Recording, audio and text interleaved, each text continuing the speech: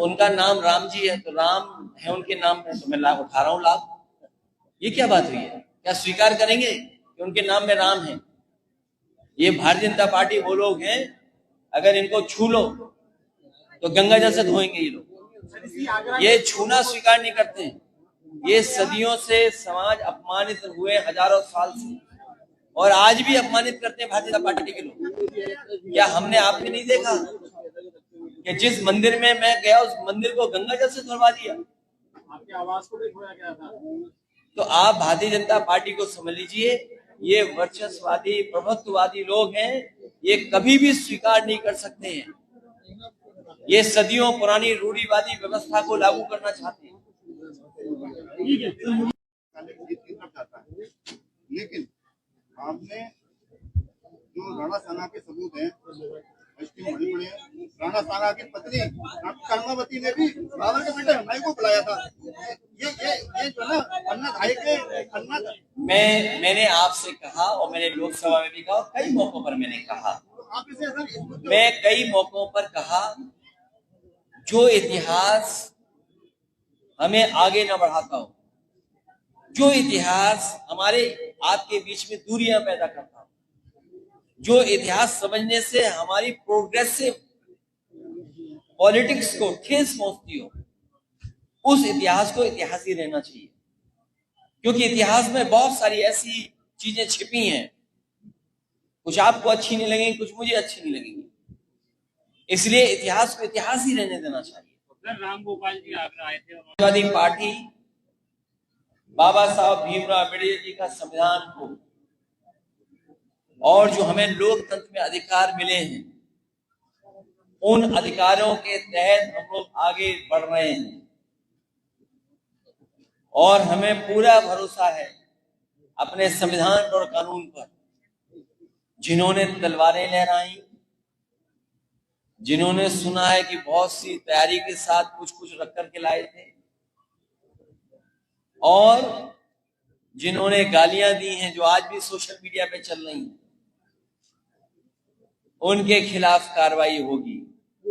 हम लोग कानून मानने वाले लोग हैं, बीजेपी कानून मानने वाली नहीं है। बीजेपी अधिकारों को छीनने वाली है, संविधान पे चलने वाली नहीं है।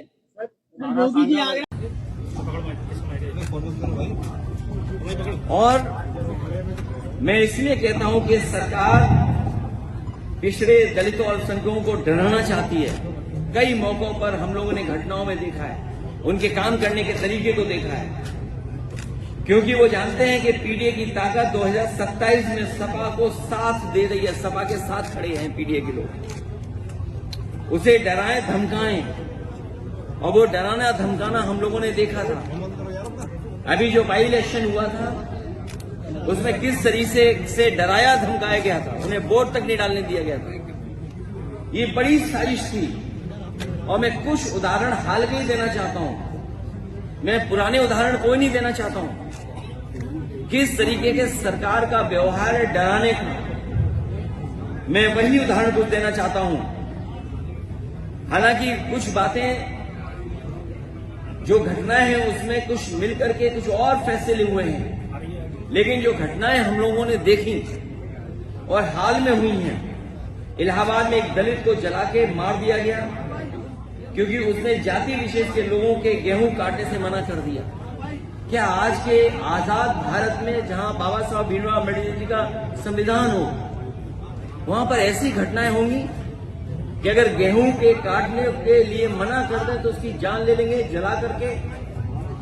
कल आगरा में अभी कुछ दिन पहले और कई दिनों पहले, कई वर्षों पहले भी घटनाएं हुई। उन घटनाओं का मैं जिक्र नहीं करना चाहता हूं, कस्टोडियल डेथ की मैं जिक्र नहीं करना चाहता हूं, लेकिन कुछ दिन पहले आगरा में बारातियों और दूल्हे को घोड़ी से उतार के मारा क्योंकि वो बाबा साहेब अम्बेडकर जी का गाना बजा रहे थे। अगर गाना तेज था तो उसकी शिकायत की जा सकती है, लेकिन गाना आप क्या बजा रहे हैं नहीं बजा सकते हैं। और किस तरह का व्यवहार रहा। इसी तरह इटावा में निषाद युवक को उसके फेसबुक पोस्ट के लिए मारा और अभी तक कोई कार्रवाई नहीं हुई है। अभी हाल ही में फेसबुक पोस्ट लिख दिया, उसने वीरंगना फूलन देवी को लेकर के कुछ लिख दिया, उसको मारा और अभी तक मारने वालों पे कोई कार्रवाई नहीं हुई है। आजमगढ़ में एक दलित दंपति पुलिस से कह रहा था कि आप चल के मेरी बेटी छुड़ा दीजिए। जाति विशेष के दबंगों ने उसे बंधक बना लिया, उसका रेप कर रहे थे। बताइए आप किस युग में हैं? हम शायद ये भूल गए हैं, और इसलिए भूल गए क्योंकि सरकार बाबा साहब भीमराव अम्बेडकर जी के दिए हुए संविधान पे नहीं चली, इस कानून को नहीं लागू कर रही है। जौनपुर में एक नफरती बाबा साहिब की शोभा यात्रा के दिन उनके झंडे को पैरों तले रोंद रहा था। ये घटनाएं हुई हैं।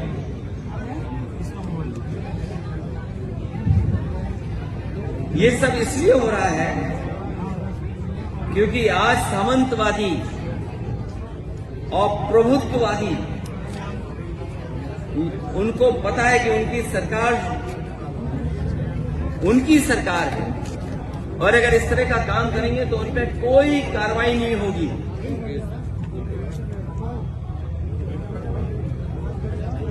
इसीलिए निषाद समाज की वीरांगना फूलन देवी को मारने वाला और किस तरह बोलने वाले लोग वहां शामिल हो, किस तरह ब्रॉडकास्ट किया जा रहा है आज के समय पर। आज जब मैं अपनी पार्टी के दलित सांसद आजी सुमन जी के साथ खड़ा हूं तो याद होगा मुझे गोली मारने की धमकी मिल रही है।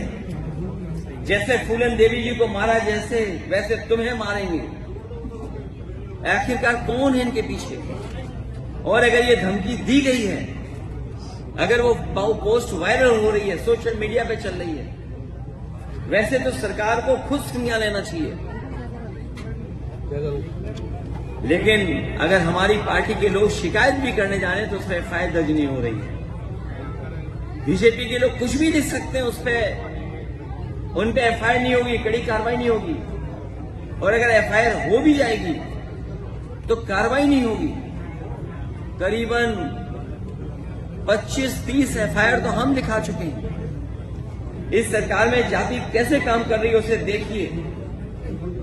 सम्राट अशोक, जिन्हें कुशवाहा मौर्य समाज अपना भगवान मानता है, उनकी जयंती पर सौहार्दपूर्ण आयोजन, एक व्यक्ति ने तलवार से केक काट दिया, उस पर कार्रवाई हो गई, पर पुलिस ड्रोन की निगरानी में तलवार लहराती योगी सेना के लोगों को पूरे सम्मान के साथ कोई कार्रवाई नहीं हुई हो। अगर कहीं कोई कार्रवाई हुई हो तो बताइए आप।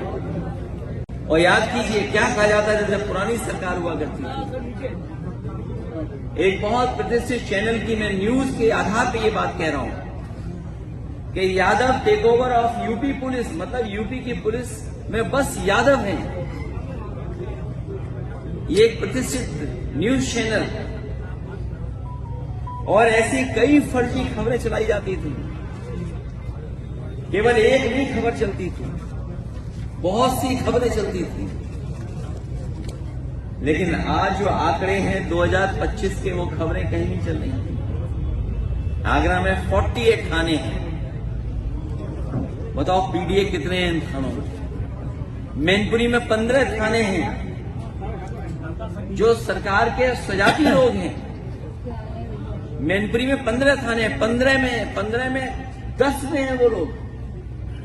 महोबा में 11 थाने हैं, 6 में सिंह साहब लोग। पीडीए के केवल 3 हैं। चित्रकूट में 10 थाने हैं, ज्यादातर में सिंह साहब लोग बैठे हैं। यूपी एसटीएफ के बारे में हम लोगों ने कई बार सवाल खड़े किए। 21 अधिकारी हैं, 11 सिंह साहब हैं, 3 केवल पीडीए हैं। और ग्राफ भी लाया हूं मैं, अगर आप चाहें तो ग्राफ भी मैं दे सकता हूं, दिखा सकता हूं।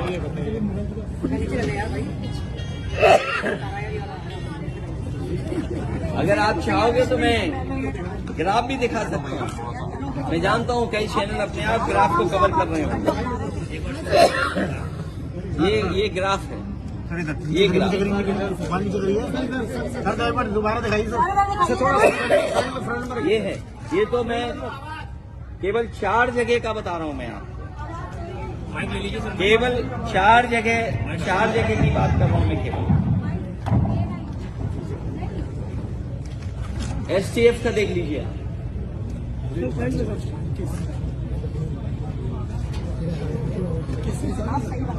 हाँ?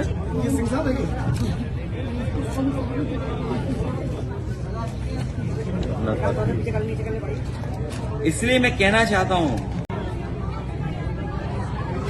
तथा कथित शक्ति प्रदर्शन आगरा में हुआ था, वो दिल्ली वाले लखनऊ वालों के बीच के सत्ता संकट से उठा। मनमानी की मनसबदारी का दौर अब नहीं चलेगा, क्योंकि अब बाबा साहब भीमराव अम्बेडकर जी का संविधान है। संविधान ही सर्वोपरि ही रहेगा, पहले भी था और आगे भी रहेगा। आगरा वासियों को आगे आकर के हिंसात्मक राजनीति का विरोध करना चाहिए। हम लोग तो विरोध कर ही रहे हैं, लेकिन आपके माध्यम से मैं आगरा वासियों से भी अपील करूंगा कि इस हिंसात्मक राजनीति का विरोध करना चाहिए, क्योंकि अगर आगरा का अमन चैन बिगड़ा और दुनिया भर में इसकी चर्चा हुई तो अंतर्राष्ट्रीय स्तर पर आगरा की छवि खराब होगी और पर्यटक यहां आने से कतराएंगे, जिसका सीधा असर आगरा के लोगों के काम कारोबार पर पड़ेगा और स्थानीय अर्थव्यवस्था पूरी तरह प्रभावित रहेगी।